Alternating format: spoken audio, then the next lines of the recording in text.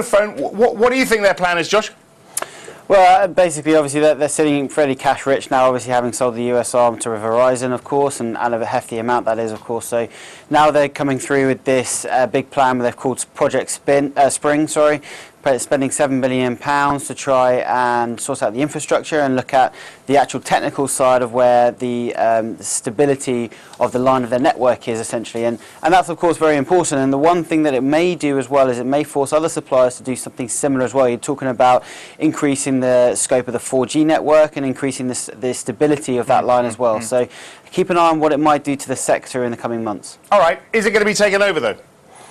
I don't think so. No, not at this point. I mean, obviously everyone looked at the amount that they sold for Verizon, and now you look at the next step that they do once they sit on that cash is strengthening the lines and strengthening the security of their products, essentially, and the innovation of their products. They're looking at £1 billion in terms to increase the customer experience. They've got £7 billion in total over the next 5 years or so, to 2016, sorry. So that's a very strong move that they've done to strengthen up themselves and take them a step forward in terms of what they're able to offer their customers. So whilst I'm not discounting the fact that they are attractive, an attractive proposition maybe for an acquisition later down the line, I don't foresee that in the coming future at the moment. All right, a couple of other things quickly. UK inflation expecting 2.5%, I think, today. Of course, the inflation report tomorrow is the big one, right?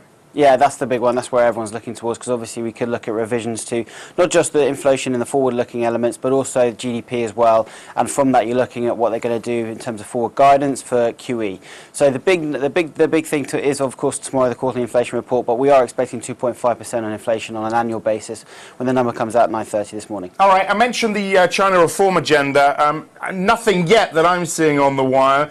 What kind of impact do you think this will have?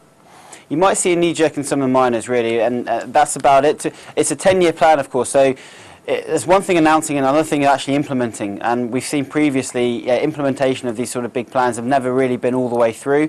The one thing just I would keep an eye on, typically if you're trading in mining stocks, is infrastructure spending. Have a look at the housing market, for instance, in China, and what they're going to do to try and stimulate that and curtail against excessive pricing, which we've seen over the last year or so. So that's the one thing I would look at.